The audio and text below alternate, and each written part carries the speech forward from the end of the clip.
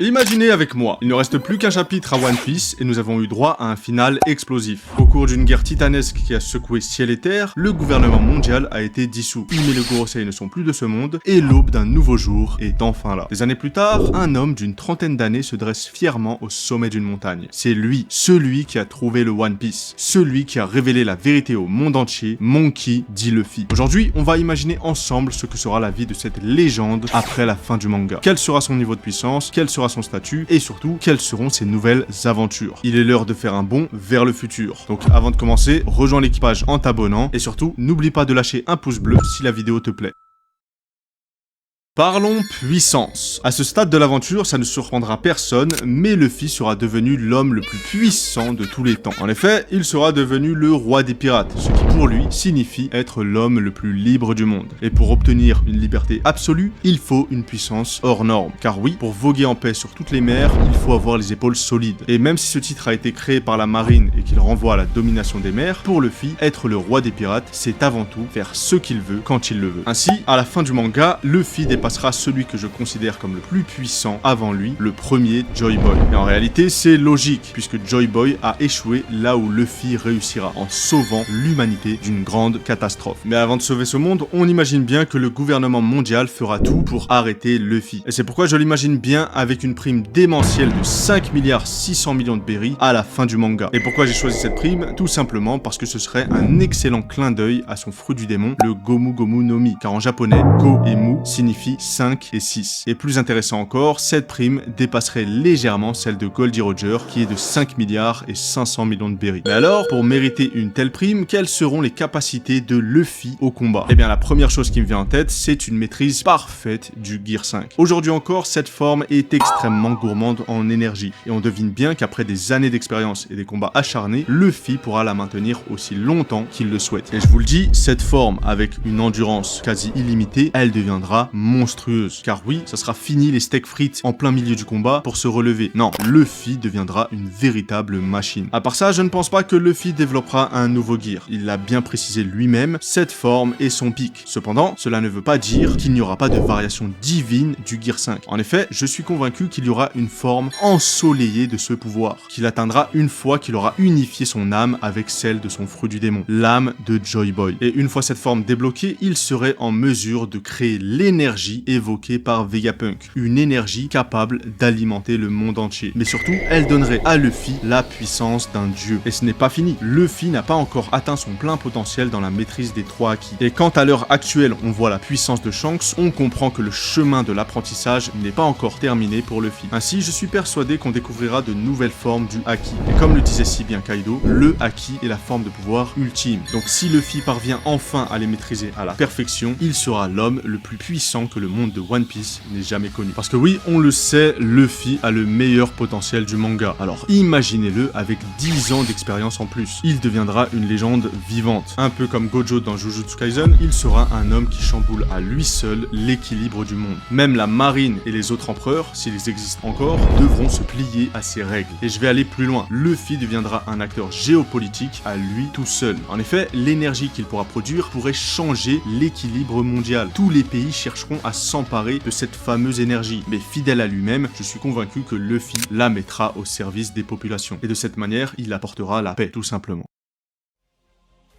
Maintenant, si on pouvait quantifier la puissance de Luffy, qu'en serait-il? Eh bien, pour moi, à la fin du manga, je vois très bien Luffy battre 2 empereurs en même temps. Oui, il pourrait prendre Kaido et Big Mom en solo. Et rien que vous dire ça, c'est une dinguerie. Mais pour le coup, ça reste cohérent. En effet, aujourd'hui encore, les empereurs sont les pirates les plus puissants du monde. Mais Luffy est dans un shonen, ce qui signifie que, tôt ou tard, il va dépasser ce niveau pour atteindre de nouveaux sommets, jusqu'à ce qu'il n'y ait plus personne qui l'égale. Et il est vrai qu'à l'heure actuelle, c'est compliqué d'imaginer quelqu'un de plus fort qu'un empereur, même si on imagine que Im est bien supérieur à ce niveau, mais je pense qu'il y a un événement qui peut confirmer ce genre de puissance, et c'est l'incident de God Valley. En effet, si un jour on a droit à ce flashback, on verra la vraie force de Goldie Roger et de Roxdick Zebek, 2 monstres qui étaient sûrement bien plus forts qu'un empereur. Donc retenez bien une chose, Luffy va tous nous choquer. Maintenant voilà, j'ai essayé de quantifier la puissance qu'aura Luffy à la fin du manga, mais vous aurez bien compris une chose, la puissance de Luffy est plus précise précisément de son Gear 5, est imprévisible. Parce que oui, la seule limite du pouvoir de Luffy, c'est son imagination. Ainsi, rien ne nous garantit que Luffy n'a pas la capacité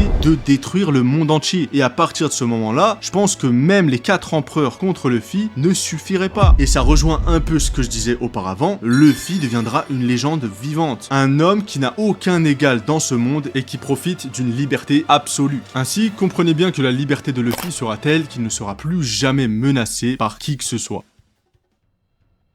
Parlons à présent du futur de Luffy. Il a trouvé le One Piece, il a vaincu le gouvernement mondial, mais que va-t-il devenir? Eh bien, personnellement, je pense qu'il continuera de naviguer longtemps avec ses Nakama. Grand Line est vaste, et Luffy a encore plein de choses à découvrir. On sait que le monde de One Piece est composé de millions d'îles, donc je vous garantis qu'il y a encore des choses à faire. Mais avant cela, Luffy reviendra également voir ceux qu'il a croisés sur sa route, pour finir par revenir sur son village d'enfance, Fushiatao, et payer en passant la dette qu'il doit à Makino depuis qu'il est tout petit. Et en effet, One Piece est inspiré de l'Odyssée. Et dans cet ouvrage, Ulysse parcourt le monde entier et par la suite met 10 ans pour revenir chez lui. Après, je dis pas que Luffy va mettre 10 ans pour revenir chez lui, mais ce qui est certain, c'est que Luffy va revenir sur ses pas. Et Lauftel étant la dernière île, il pourra rapidement rejoindre East Blue. Aussi, rappelez-vous que certains Mugiwara ont des rêves qui ne se réaliseront que lorsque Luffy sera revenu sur ses pas. Par exemple, on a Laboon qui attend Brook au Cap des Jumeaux, on a Jinbei qui souhaite unifier le peuple des hommes poissons et par conséquent il a besoin de retourner là-bas, et enfin on a Nami qui veut cartographier le monde entier. Et là pour le coup c'est un bon prétexte pour se lancer dans une multitude d'aventures, parce que oui, cette carte elle va pas se remplir toute seule. Cependant, et c'est la vie, arrivera un moment où les Mugiwara se sépareront. Mais alors, que fera Luffy tout seul? Eh bien il y a de grandes chances qu'il parte faire la rencontre de celle qui serait prête à mettre le monde à feu et à sang pour lui, Boa Hancock. En effet, l'impératrice est folle de lui, et on se doute bien que tôt ou tard, elle parviendra à se marier avec l'élu de son cœur. Maintenant, je sais que beaucoup me diront que Luffy n'est pas intéressé par les femmes et que c'est avant tout un amoureux de l'aventure. Mais en réalité, c'est une conclusion qu'on a tirée en regardant le Luffy actuel. Un homme goofy de 19 ans qui, oui, aujourd'hui, ne pense pas du tout au mariage. Mais ce qui est très intéressant, c'est que plus l'aventure avance, plus Oda amplifie l'importance de la famille dans son manga. Et il nous montre qu'en réalité, le vrai trésor, c'est les liens que l'on tisse avec ses amis ou sa famille. La preuve, c'est ce passage avec Dragon, qui préfère mourir plutôt qu'on découvre l'identité de son fils. Et voilà un message fort. Peu importe le combat d'un homme, ce qui lui importe à la fin de sa vie, c'est ce qu'il va laisser derrière, son héritage. Ainsi, tout comme Roger qui a trouvé Porte-Gaz dit Rouge à la fin de son aventure, Luffy épousera sûrement Boa Hancock. Et pour ceux qui n'aiment pas ce personnage, je vous invite à me dire dans les commentaires quelle femme serait idéale pour notre Golemon préféré. Mais pour moi, à l'heure actuelle, Hancock est la prétendante numéro 1 de Luffy. Ainsi, je vous ai maintenant présenté la nouvelle aventure de Luffy, devenir un bon père. Et il s'agira sûrement là du plus grand challenge de sa vie. Car oui, même si Luffy aura pris en maturité, il est évident qu'il ne lâchera jamais les mers. Et on l'a bien vu avec une multitude de pirates. Par exemple, on a Yasop qui lui a carrément abandonné son fils et sa femme mourante pour partir rejoindre un roux en claquette. Et en réalité, ça nous montre une chose. En général, dans One Piece, les pères sont attachés à leur famille, mais l'appel de l'aventure est plus fort. Et plus sérieusement, je m'attends pas à ce que Luffy devienne un papa poule. Mais ce qui est certain, c'est qu'il reviendra fréquemment voir son enfant. Et plus que cela, son enfant, ce sera pas n'importe qui. Ce sera l'enfant du soleil. Non, sérieusement, ça claque comme nom. Et si ça se trouve, la fin de One Piece, c'est les mystérieuses cités d'or. Bref, vous l'aurez compris, Luffy ne pourra pas non plus se permettre d'avoir une vie de famille extravagante. Tout simplement parce qu'il reste attaché à la mer. Et de l'autre côté, malheureusement, son statut de pirate légendaire l'empêchera de lâcher complètement sa garde. Car même dans un monde en paix, Luffy devra rester vigilant. Les personnes mauvaises vont pas juste disparaître comme ça. Il restera toujours des menaces et Luffy sera en quelque sorte le protecteur de ce monde.